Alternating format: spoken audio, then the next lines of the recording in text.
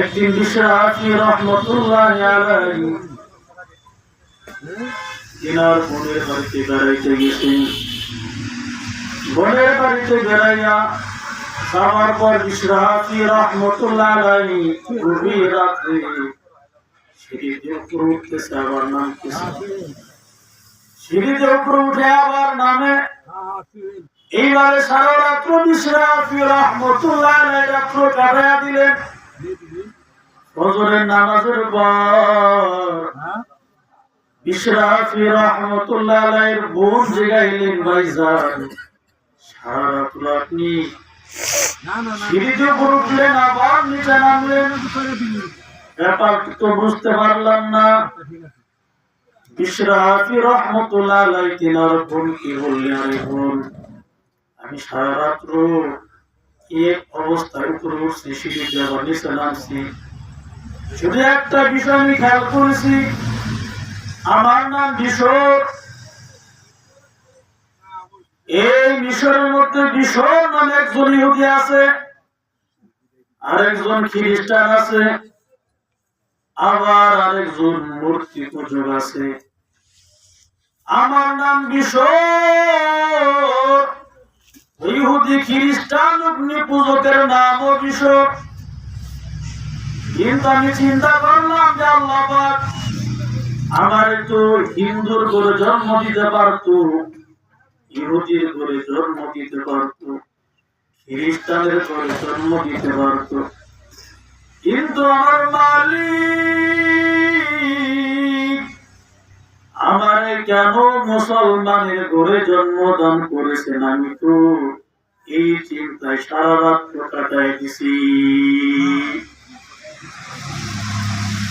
ও আমার মুরব্বী বাজারের পর্দার আড়ালে আম্মা জানের যুবক, বিশ্বরাফি রহমতুল্লাহ আলাইহি জামানার এত বড় ওলি ছিলেন, বাগদাদের এত বড় আল্লাহর ওলি। শুধু একটা বিষয় খেয়াল করছেন, চিন্তা করছেন, আমি যে মুসলমানের ঘরে আল্লাহ আমার জন্মদান করলেন, কোন কারণে আল্লাহ আমার মুসলমানের ঘরে জন্ম দিয়েছেন, আবার শেষ নবীর উম্মত আল্লাহ বানাইছেন, আবার আল্লাহ তাআলার পেয়ারা বান্দা হিসেবে কবুল করেছে। আমি কিশোর আমার দিকে তাকাইলে কোনো নেক আমল দেখতে পারি না, আমার কোনো নেক আমল নাই, কোনো পুঁজি নাই। কোন কারণে? আমার আল্লাহ আমার যে মুসলমানের ঘরে জন্ম দিয়েছেন, শেষ নবীর উম্মত বানাইছেন, আমার আল্লাহ পাকের গোলামি করার তৌফিক দান করেছে। এই চিন্তা করতে করতে মালিকের কাছে শুকরিয়া আদায় করতে করতে আমি সারা রাত্র কাটাইয়া দিয়েছি। আমি আমার মালিকের সামনে মাথাটা নত করে দিলাম, ও দয়ার মালিক, হে আল্লাহ, তোমার বড় দয়া, তোমার বড় মায়া, তুমি চাইলে আমার হিন্দুর করে জন্ম দিতে পারতা, খ্রিস্টানের করে জন্ম দিতে পারতা, ইহুদির করে জন্ম দিতে পারতা। আল্লাহর বান্দার এই চিন্তাটা নিজের মধ্যে করেন, আমি কোন কারণে মুসলমানের কর্ম হইছি, শেষ নবীর উম্মত হইছি। আল্লাহ পাক আমারে নামাজ পড়া তৌফিক দিন, আমার বয়ান শোনার তৌফিক দিছে, বয়ান করার তৌফিক দিছে। নিজের ভিতর তাকায় দেখবেন, নাই নাই আমার কোনো নেক আমল নাই, কোনো পুঁজি নাই। আমার আল্লাহ আপনাকে আমাকে দয়া করে সব নিয়ামত দান করেছে, ঠিক কিনা বলেন? আল্লাহর বান্দারা, আপনার মতো কত মানুষ হসপিটালে ভর্তি, কত কষ্ট করতেছে, আর আল্লাহরে বলতেছে, আল্লাহ তুমি আমারে মাফ করে দাও, সুস্থ করে দাও, সুস্থ করে দিলে আল্লাহ আবার তোমার মুখে চলে আসবো। হসপিটালের ওই বিল্ডিং এর ভিতরে শোয়াইয়া মুখের ভিতরে ভাবে অক্সিজেন লাগাইয়া দিছে, আবার কত চিকিৎসা ট্রিটমেন্ট চলতেছে। এক সময় দেখে আসবেন হসপিটালের কি অবস্থা গুলো, দিলটা নরম হয়ে যাবে। আল্লাহ পাক এর জন্য বলেছেন আমি এক শ্রেণীরে সুস্থ রাখছি আর এক শ্রেণীরে সুস্থ রাখছি। তোমরা যারা সুস্থ আছো যারা অসুস্থ এদের খবর নিও। তোমার দিলের বাহাদুরি কইমা যাবে। আমি ভাবটা একটু নরম হবে। আমি তো কিছু না। আল্লাহ আমার যে অবস্থার মধ্যে রাখছেন, কত মানুষ জেলখানায় বন্দি, হসপিটালে ভর্তি অবস্থায়, কত মানুষের বাড়ি নাই, থাকার জায়গা নাই, কত মানুষ অশান্তির মধ্যে আছে না নাই। কথাগুলো খেয়াল করেন। বিলম্ব করে বয়ান করবো না আপনাদের সামনে, আপনাদের দিলে একটা কথা ঢুকাইতে চাবো। মালিক আপনারা আমার কত যে মহাব্বত করেন, ভালোবাসেন। একবার কি খেয়াল করে দেখছেন যে দয়ার মালিক আপনারা আমাদের চক্ষু দিয়েছেন? কত বান্দা বান্দির চোখ নাই আছে না নাই? চোখ নাই। আল্লাহর বান্দারা একজন মসজিদে গিয়ে নামাজ আদায় করার জন্য, আমাদের উসমান হাদি নামাজ পড়তে গেছেন, তার জবানের কথা মসজিদ থেকে বের হবেন এমন সময় কোরআন একজন হাফেজ, অন্ধ হাফেজ, চক্ষু দুইটা অন্ধ, দেখতে পারে না। শহীদ উসমান হাদির সাথে মুসাফা কইরা কয় ভাইজান আমার দুইটা চক্ষু নাই, আমি দুনিয়াটা কেমন দেখতে পারলাম না। আমার মার চেহারা কেমন, আমি আমার মার চেহারাটা দেখতে পারলাম না। আমার বাবার চেহারাটা কেমন, বাবার চেহারাও দেখতে পারলাম না।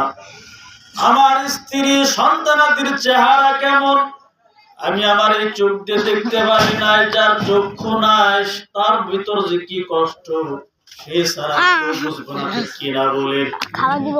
ওই আল্লাহর বান্দা বলতেছেন উসমান হাদি ভাই, আপনারা তো এই দুনিয়ার চোখ দিয়ে সবকিছুই দেখলেন, বলে এক সপ্তাহের জন্য আমার কি চক্ষু দেওয়া যাবে? আল্লাহর দুনিয়াটা কত সুন্দর, আমি আমার এই চক্ষুটি একটু দেখতাম। উসমান হাদি কান্না করে দিলেন, ভাই এক সপ্তাহের জন্য তো চক্ষু দেওয়া যাবে না। তাহলে একটু খেয়াল করে দেখেন, আল্লাহ পাক আপনাকে আমাকে যে চক্ষু দান করেছেন, আল্লাহকে আমরা চাইছিলাম, কেউ চাইনি, চাওয়া ছাড়াই দিয়েছে। এই চক্ষু না থাকলে কতই না কষ্ট হইতো। এজন্য ভাইরা আমার, এই চোখ দিয়া দেখে দেখে ভালো কাজের দিকে আগায় যাবেন, গুনাহের দিকে যাবেন না। এই নম্বর আল্লাহ যে জবান দান করেছেন, এই জবান আল্লাহ তাআলা বিশাল বড় নিয়ামত। যাদের জবান নাই, কথা বলতে পারে না, তাদের মতো সহায় আর কেউ নাই। ওই জবান আল্লাহ দান করেছেন। হাতের মধ্যে তাসবিহ নেবেন। আমি আগে বলেছিলাম আলোচনা আমি করবো না, আমি বয়ান শেষ করে দিব, হুজুর আলোচনা রাখবেন। আমি আপনাদের কলিজার মধ্যে দু একটা কথা ঢুকাইতে চাই। এই জবান দিয়ে মারে ডাকলে মা খুশি হয়। জবান দিয়ে যখন আব্বারে আব্বা বলে ডাক দেয়, বাবা ঠান্ডা হয়। এই জবান দিয়ে আপনি কতজনকে ডাক দিলেন, বাইরে ভাই বলে ডাক দিছেন, বোনকে বোন বলে ডাক দিছেন, মহাব্বতের মানুষের ডাকেন, কোনো বাধা নাই। আল্লাহ বলেন এই জবান আমি আল্লাহ তোমারে দান করেছি, এ দান করেছেন আল্লাহ। আপনার আমাকে জবান দান করেছেন, জিহ্বার ভিতরে কত স্বাদ আল্লাহ রাখছেন, কত মজার মজার খানা খাইলাম। এই জিহ্বা বলে দিবে কোন জিনিসের স্বাদ কেমন। আল্লাহর বান্দারা জিহ্বা নাড়াইয়া আপনি হাতের মধ্যে তাসবিহ নিয়া যখন আল্লাহ আল্লাহ আল্লাহ আল্লাহ আল্লাহ আল্লাহ আল্লাহ আল্লাহ আল্লাহ আল্লাহ আল্লাহ আল্লাহ আল্লাহ আল্লাহ আল্লাহ আল্লাহ আল্লাহ আল্লাহ আল্লাহ আল্লাহ আল্লাহ